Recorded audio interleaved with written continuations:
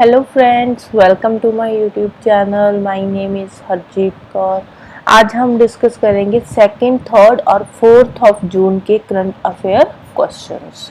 तो अगर आपको इस पर्टिकुलर लेक्चर की पीडीएफ चाहिए तो उसके लिए आप मेरा टेलीग्राम चैनल भी ज्वाइन कर सकते हो, जिसका लिंक आपको नीचे डिस्क्रिप्शन बॉक्स में मिल जाएगा। तो शुरू करते हैं। आज जो इम्पोर्टेंट डेज है वो हम लास्ट में करेंगे। सबसे पहले हम बाकी की न्यूज़ कवर अप करते हैं। फर्स्ट है, where is 77th world health assembly being held. 77th edition की जो वर्ल्ड हेल्थ असेंबली हुई है ये कहाँ पे करवाई गई है? तो वर्ल्ड हेल्थ असेंबली जो हुई है 77th एडिशन की, वो हुई है जिनीवा स्विट्जरलैंड के अंदर। कहाँ पे? जिनीवा स्विट्जरलैंड के अंदर, राइट। WHO के हेडक्वार्टर की बात करें तो WHO का हेडक्वार्टर कहाँ है? यहीं पे है, जिनीवा स्विट्जरलैंड में, राइट। तो इसका थीम क्या था? इसका थीम था all for health, health for all. All for health, health for all. WHO की बात करें, वर्ल्ड हेल्थ ऑर्गेनाइजेशन की, तो ये कब बना था? 1948 के अंदर ये बना था और टोटल 194 कंट्रीज इसकी मेंबर स्टेट्स है, राइट। हेडक्वार्टर कहाँ पे है? जिनीवा स्विट्जरलैंड के अंदर।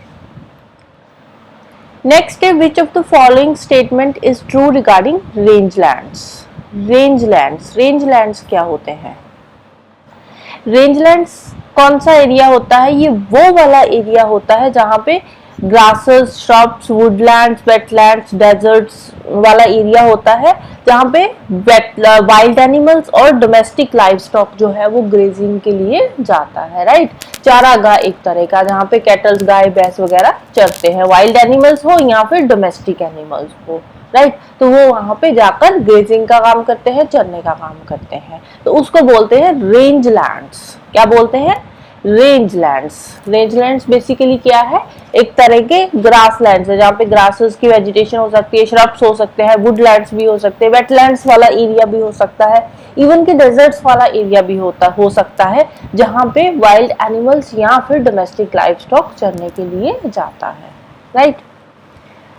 तो इसके रिगार्डिंग कुछ स्टेटमेंट्स दे रखी है। रिसेंटली रेंजलैंड्स के लिए एक रिपोर्ट आई थी, यूएनसीसीडी की रिपोर्ट थी, United Nation Convention to Combat Desertification. तो इसकी एक रिपोर्ट आई थी, तो उस रिपोर्ट की कुछ यहाँ पे स्टेटमेंट्स दे रखी है, तो वो हमने बताना है कौन सी करेक्ट है और कौन सी इनकरेक्ट है। तो फर्स्ट स्टेटमेंट क्या है? About half of world's rangelands are degraded according to UNCCD report. UNCCD की जो रिपोर्ट आई है उसके अकॉर्डिंग वर्ल्ड के जो 50% रेंज लैंड्स है वो क्या है? डिग्रेडेड हो रहे हैं, धीरे धीरे वो डिग्रेड हो रहे हैं। तो बिल्कुल सही स्टेटमेंट है फर्स्ट वाली। सेकंड क्या है? They act as a carbon sink. जो रेंज लैंड्स होते हैं वो कार्बन सिंक की तरह काम करते हैं। क्यों? क्योंकि वहां पे वेजिटेशन होती है, प्लांट्स की वेजिटेशन, हर्ब्स होंगे, थोड़े बहुत ट्रीज होंगे, ग्रास की वेजिटेशन होगी। तो वो क्या करते हैं, जो ट्रीज वगैरह होते हैं ये क्या करते हैं? ऑक्सीजन देते हैं और कार्बन डाइऑक्साइड लेते हैं। तो कार्बन सिंक की तरह काम करते हैं, फ्रेश वाटर का स्टोर हाउस है और डेजर्टिफिकेशन को रोकने का काम करते हैं। तो बिल्कुल सही स्टेटमेंट है सेकंड वाली भी। दोनों स्टेटमेंट्स राइट है, तो आंसर आ जाएगा बोथ 1 एंड 2। रेंजलैंड्स की डेफिनेशन हम देख चुके हैं। इसके अलावा रेंजलैंड्स क्यों इंपॉर्टेंट है? ये कार्बन सिंक की तरह काम करते हैं, वाइल्ड लाइफ को हैबिटेट प्रोवाइड करते हैं और वर्ल्ड की जो रिवर्स, वेटलैंड्स वगैरह है उनको भी सपोर्ट करने में हेल्प करते हैं, राइट। नेक्स्ट है, recently which country has removed Taliban from the terror list. Taliban पिछले 3 साल से अफगानिस्तान पे रूल कर रही है। तो रिसेंटली कौन सी कंट्री है जिसने तालिबान को अपनी टेररिस्ट लिस्ट से रिमूव कर दिया है, राइट। तो कंट्री का नाम है रशिया। कौन सी कंट्री ने रिमूव किया है तालिबान को अपनी टेररिस्ट की लिस्ट से? तो रशिया ने रिमूव किया है तालिबान को, राइट। 2023 के अंदर कजाकिस्तान ने भी इसको अपनी टेरर लिस्ट से रिमूव कर दिया था। तो पिछले 3 साल से ये अफगानिस्तान में रूल कर रही है, गॉट इट। आगे चलते हैं। नेक्स्ट क्वेश्चन है, how many NATO countries announce drone wall against Russia. Drone wall, NATO countries, NATO कौन सी होती है? North Atlantic Treaty Organization. 32 countries इसकी मेंबर है, जो नॉर्थ अटलांटिक वाला एरिया है उसके आसपास जो यूरोप की कुछ कंट्रीज आ जाएगी, कुछ नॉर्थ अमेरिका की कंट्रीज है जो नाटो की मेंबर है, राइट। तो इन्होंने रशिया के अगेंस्ट, इसकी टोटल 6 कंट्रीज ऐसी है जिन्होंने रशिया के अगेंस्ट ड्रोन वॉल बनाने की अनाउंसमेंट करी है कि हम ड्रोन वॉल बनाएंगे, राइट। तो कितनी कंट्रीज है, आंसर आ जाएगा 6 कंट्रीज। कौन कौन सी है वो भी देख लेते हैं एक बार। ड्रोन वॉल क्या होता है, जैसे कि हम बाकी की टेक्नोलॉजी यूज करते हैं किसी भी कंट्री से अपनी सेफ्टी के लिए, तो वहीं पे यहाँ पे ड्रोन्स भी लगाए जाएंगे बॉर्डर एरियाज पे किसी पर्टिकुलर कंट्री से खुद को सेव करने के लिए, राइट। रशिया यूक्रेन की वॉर चल रही है, तो इसी चीजों को देखते हुए जो बाकी की कुछ कंट्रीज है उन्होंने भी अपनी सेफ्टी के लिए रशिया के बॉर्डर पे और अपनी कंट्री और रशिया के बीच में ड्रोन वॉल जो है वो लगाने का फैसला किया है। तो कौन कौन सी कंट्री है, एक है नॉर्वे, नॉर्वे का यहाँ ऊपर से बॉर्डर लगता है रशिया के साथ, फिर आगे जाएगा फिनलैंड। देन कौन सी कंट्री है, Estonia, Latvia, Lithuania and Poland. तो ये सारी कंट्रीज है ऊपर से लेकर जो कि जिन्होंने की ये डिसाइड किया है कि ये ड्रोन वॉल बनाएगी, राइट। तो टोटल कितनी कंट्रीज है, 6 कंट्रीज। कौन कौन सी, Norway, Finland, Estonia, Latvia, Lithuania and Poland. तो यहाँ पे कंट्रीज के नाम लिखे हैं। नाटो कब बना था, 1949 के अंदर जो नाटो था वो स्टैब्लिश हुआ था। 32 कंट्रीज इसकी मेंबर है और रीसेंट मेंबर है इसका स्वीडन। थोड़े दिन पहले ही हमने पढ़ा था कि स्वीडन अब इसका रीसेंट 32nd मेंबर बन चुका है नाटो का। नेक्स्ट है satellite pre fire is launched by. Pre fire satellite launch किया गया है, किसने लॉन्च किया है, कौन सी स्पेस एजेंसी ने लॉन्च किया है, तो इसको लॉन्च किया है नासा ने। किसने लॉन्च किया है, नासा ने लॉन्च किया है टू स्टडी अर्थ पोल्स, अर्थ के पोल्स को स्टडी करने के लिए। प्री फायर की फुल फॉर्म क्या है, polar radiant energy in the far infrared experiment, right. Pre fire की फुल फॉर्म है polar radiant energy in the far infrared experiment. तो ये जो प्री फायर लॉन्च किया गया है इसका एम क्या है, इसका एम है कि जो अर्थ का एनर्जी बजट है, अर्थ का जो हीट बजट है उसको स्टडी करना, अर्थ के हीट बजट को स्टडी करना, एनर्जी बजट बोलो या फिर हीट बजट को स्टडी करना। हीट बजट क्या होता है, हीट बजट होता है कि अर्थ पे सरफेस पे कितने हीट आ रही है और कितनी हीट रिफ्लेक्ट बैक कर रही है और कितनी हीट यहीं पे रेडिएट हो रही है अर्थ के सरफेस पे ही, तो उसको बोलते हैं हीट बजट या फिर एनर्जी बजट, राइट। तो अर्थ के पोल से कितनी हीट अमिट हो रही है इसको भी स्टडी करना है। तो ये जो मिशन है इस पे 2 क्यूबसैट्स है, राइट। कितने हैं, 2 क्यूबसैट्स है, जिससे ये क्या करेंगे, मेजर करेंगे कि टोटल कितनी इंफ्रारेड और फार इंफ्रारेड जो रेडिएशंस है वो अमिट हो रही है हमारे आर्कटिक और अंटार्कटिक वाला जो एरिया है वहां पे कितनी इंफ्रारेड और कितनी फार इंफ्रारेड रेडिएशंस जो है वो अमिट हो रही है। तो इसके लिए ये जो प्री फायर मिशन है ये लॉन्च किया गया है, राइट।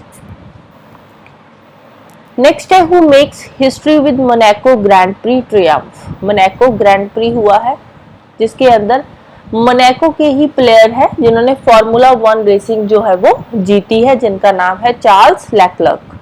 नाम क्या है, चार्ल्स लेक्लर्क। तो इन्होंने एक तरह से एक हिस्ट्री बनाई है। ये वहां के मोनाको के जो रहने वाले होते हैं उनको क्या बोलते हैं, मोनेक्सिक, राइट। क्या बोलते हैं, मोनेक्सिक। तो ये दूसरे मोनाको के ऐसे ड्राइवर है जिन्होंने कि ये रेस जीती है। फर्स्ट रेस जो जीती थी मोनाको ग्रैंड प्री के अंदर मोनाको के ही प्लेयर ने, वो कौन सी थी, वो जीती थी 1931 के अंदर। कौन से प्लेयर थे, लुइस चिरोन ने। किसने जीती थी फर्स्ट रेस, लुइस चिरोन ने 1931 के अंदर। और सेकंड जो मोनाको ग्रैंड प्री जीता है मोनाको के ही प्लेयर ने, उसका नाम क्या है, तो उसका नाम है चार्ल्स लेक्लर्क, राइट। नेक्स्ट है who becomes the first women in the world to climb Mount Everest 3 times in just 13 days। 13 दिन के अंदर 3 बार माउंट एवरेस्ट चढ़ने वाली जो पहली वुमेन है वो कौन है, तो उसका नाम है पूर्णिमा श्रेष्ठा। नाम क्या है, पूर्णिमा श्रेष्ठा। नेक्स्ट है Gitanas Nauseda reelected as the president of which country. Gitanas Nauseda ये कौन सी कंट्री के प्रेसिडेंट री इलेक्ट हुए हैं, पहले भी प्रेसिडेंट थे, अब 5 साल के लिए और ये वहां के प्रेसिडेंट बन गए हैं। तो कौन सी कंट्री है? कंट्री का नाम है लिथुआनिया। कंट्री का नाम क्या है? लिथुआनिया। अभी जो हमने पढ़ा था, जिन्होंने की ड्रोन वॉल भी बनाई है रशिया के अगेंस्ट। तो लिथुआनिया की कैपिटल क्या है? विल्नियस। लिथुआनिया की कैपिटल है विल्नियस। ये है लिथुआनिया। तो लिथुआनिया के एक साइड पे आता है बाल्टिक सी। कौन कौन सी कंट्रीज इसके साथ बॉर्डर शेयर करती है? तो एक है लातविया, फर्स्ट कंट्री कौन सी है? लातविया। सेकंड आ जाएगा बेलारस, थर्ड है पोलैंड और फोर्थ है रशिया। यहाँ पे ये रशिया वाला पार्ट है, ये वाला जो पार्ट है। तो टोटल कितनी कंट्रीज है जो लिथुआनिया के साथ बॉर्डर शेयर करती है? तो टोटल 4 कंट्रीज लिथुआनिया के साथ बॉर्डर शेयर करती है। नेक्स्ट है Pragati 2024 initiative is related to. Pragati 2024 initiative जो है ये आयुर्वेदा के फील्ड से रिलेटेड है। किससे रिलेटेड है? आयुर्वेदा के फील्ड से रिलेटेड है। तो recently central council for research in Ayurvedic sciences जो है, इन्होंने एक ऑटोनोमस बॉडी बनाई है under the union ministry of Ayush. तो इन्होंने लॉन्च किया है प्रगति 2024। प्रगति की फुल फॉर्म क्या है? Pharma research in Ayurgyan and techno innovation. तो आयुर्वेदिक के फील्ड में रिसर्च एंड डेवलपमेंट के लिए और इनोवेशन लाने के लिए ये जो प्रगति 2024 है ये लॉन्च किया गया है। किसने लॉन्च किया है? Central council for research in Ayurvedic sciences ने इसको लॉन्च किया है। तो कौन सी बॉडी ने लॉन्च किया है ये भी इंपॉर्टेंट है। प्रगति की फुल फॉर्म क्या है ये भी इंपॉर्टेंट है। नेक्स्ट है Indian Army partners with which company for hydrogen fuel cell bus technology. Hydrogen fuel cell bus technology के लिए इंडियन आर्मी ने पार्टनरशिप करी है। कौन सी कंपनी के साथ पार्टनरशिप करी है? तो पार्टनरशिप करी है इंडियन ऑयल कॉर्पोरेशन लिमिटेड के साथ। किसके साथ? इंडियन ऑयल कॉर्पोरेशन लिमिटेड के साथ पार्टनरशिप करी है इंडियन आर्मी ने। और इन्होंने इनके ट्रायल के लिए कुछ हाइड्रोजन फ्यूल सेल बसेस भी इनको प्रोवाइड की है। राइट। तो ये जो मेमोरेंडम ऑफ अंडरस्टैंडिंग साइन हुआ है ये इंडियन आर्मी के जो चीफ है जनरल मनोज पांडे उनके बीच में और इंडियन ऑयल के जो चेयरमैन है श्रीकांत माधव वैद्या जी, इन दोनों के बीच में ये मेमोरेंडम ऑफ अंडरस्टैंडिंग साइन हुआ है। राइट। नेक्स्ट है first green hydrogen plant was commissioned by which Maharatna company. पहला ग्रीन हाइड्रोजन प्लांट ये कौन सी महारत्ना कंपनी जो है वो शुरू करने जा रही है? कहाँ पे ये शुरू होने जा रहा है? ये मध्य प्रदेश के अंदर शुरू होगा। तो कंपनी का नाम क्या है? GAIL, gas authority of India limited.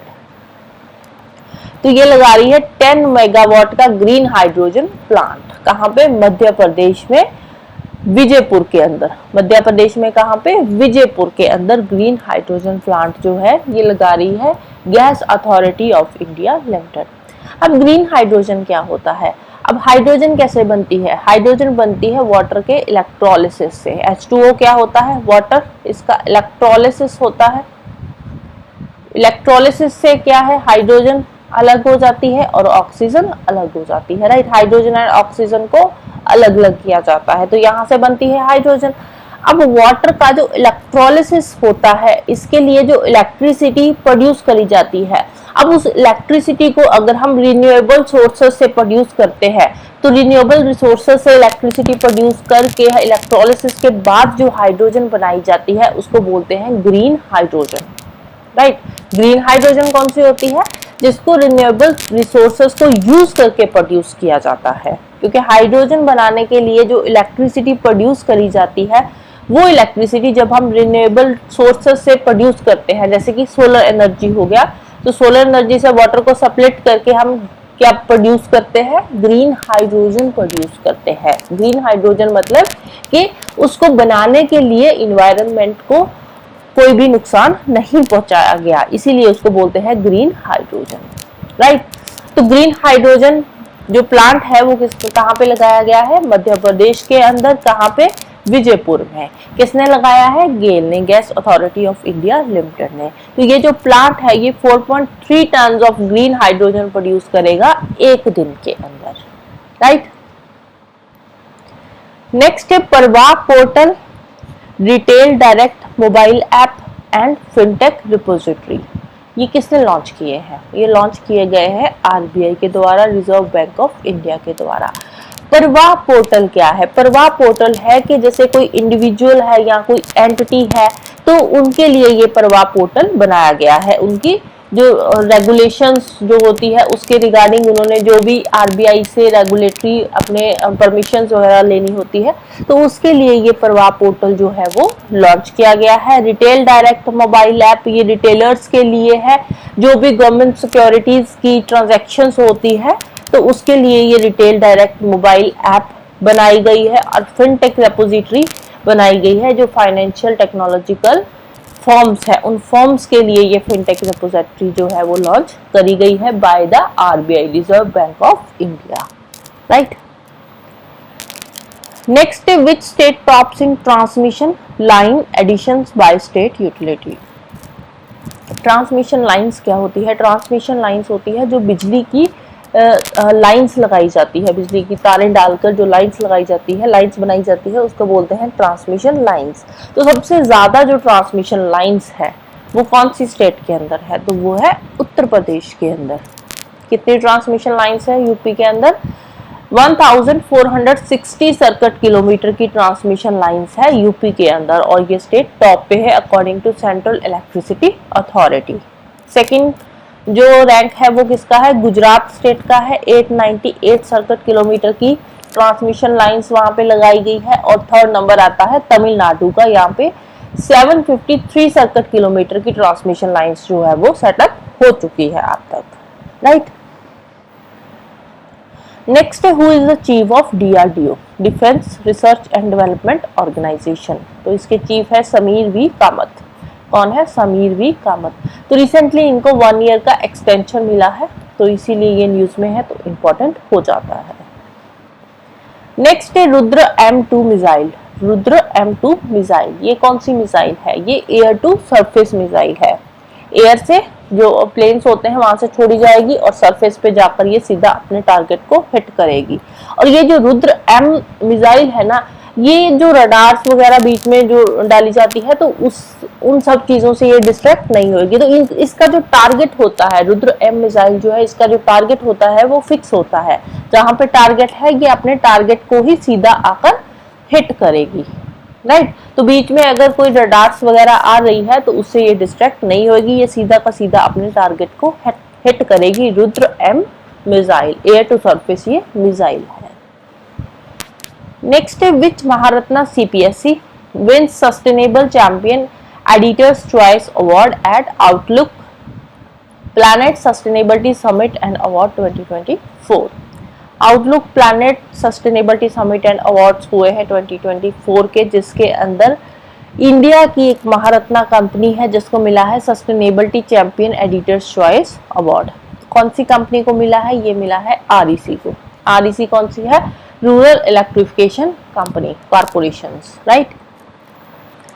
Next है Mount Lhotse is in which country? Mount Lhotse जो है ये वर्ल्ड की 4th हाईएस्ट पीक है। वर्ल्ड की 4th हाईएस्ट पीक है। तो कौन सी कंट्री के अंदर है ये आती है नेपाल के अंदर। जो हाईएस्ट पीक है वो कहाँ पे है? वो भी नेपाल के अंदर ही है, mount Everest, right. Highest peak है माउंट एवरेस्ट, सेकंड पे आ जाती है K2 और थर्ड पे है कंचनजुंगा और 4th नंबर पे आ जाता है माउंट लहोसे। तो रिसेंटली इंडिया के एक माउंटेनियर है सत्यदीप गुप्ता, वो पहले ऐसे पर्सन बन चुके हैं जिन्होंने एक ही सीजन के अंदर माउंट एवरेस्ट एंड माउंट लहोसे को 2 बार जो है समिट किया है, राइट। तो इसीलिए न्यूज में है तो पता होना चाहिए माउंट लहोसे कहाँ पे है और ये वर्ल्ड की 4th हाईएस्ट पीक है, हिमालयस पे है ये, राइट। नेक्स्ट हम बात करते हैं इंपॉर्टेंट डेज की। 2 जून को आता है तेलंगाना फॉर्मेशन डे। 2 जून 2014 के अंदर तेलंगाना स्टेट जो थी वो फॉर्मेशन उसकी हुई थी। तेलंगाना स्टेट की कौन से स्टेट से ये अलग हुई थी? ये आंध्र प्रदेश से अलग हुई थी। यहाँ पे है आंध्र प्रदेश, तो आंध्र प्रदेश से अलग होकर ये बनी थी यहाँ पे तेलंगाना स्टेट, राइट। तो तेलंगाना के सीएम का नाम क्या है? रेवंत रेड्डी और कैपिटल है इसकी हैदराबाद। आंध्र प्रदेश की कैपिटल कौन सी है? अमरावती। तो तेलंगाना की कैपिटल कौन सी है? हैदराबाद। कौन कौन सी स्टेट्स के साथ ये बॉर्डर शेयर कर रहा है तेलंगाना? महाराष्ट्र आ जाएगा, दूसरा कर्नाटका, थर्ड है आंध्र प्रदेश, फोर्थ है उड़ीसा और फिफ्थ है छत्तीसगढ़। तो टोटल 5 स्टेट्स के साथ जो तेलंगाना है ये अपना बॉर्डर शेयर कर रहा है, राइट। फिर चलते हैं 2 जून पे। 2 जून को एक तो तेलंगाना फॉर्मेशन डे आ गया, दूसरा आता है 2 जून को international sex workers day. International sex workers day. तो इस साल का थीम क्या है? इसका थीम है access to justice. Access to justice. तो ये इंटरनेशनल सेक्स वर्कर्स डे है, ये सेलिब्रेट क्यों किया जाता है 2 जून को ही? क्योंकि इस दिन 2 जून 1975 को अप्रोक्सीमेटली 100 सेक्स वर्कर्स थे जिन्होंने फ्रांस के अंदर, फ्रांस में एक जगह है लियोन में, इन्होंने सेंट नीजियर चर्च को ऑक्यूपाई कर लिया था। इन्होंने बोला था कि हमारी जो लिविंग कंडीशंस है बहुत ही एक्सप्लॉयटेटिव है, वर्क कल्चर भी हमारा बहुत एक्सप्लॉयटेटिव है, तो इसीलिए इन्होंने ऑक्यूपाई किया था चर्च को फ्रांस के अंदर। तो इसीलिए 2 जून को सेलिब्रेट किया जाता है इंटरनेशनल सेक्स वर्कर्स डे। हालांकि 10 जून को वहां पे पुलिस ने रेड जो थी वो डाल दी थी, राइट। नेक्स्ट है 3 जून। 3 जून को आता है वर्ल्ड बाईसाइकिल डे। कौन सा डे है? वर्ल्ड बाईसाइकिल डे आता है 3 जून को।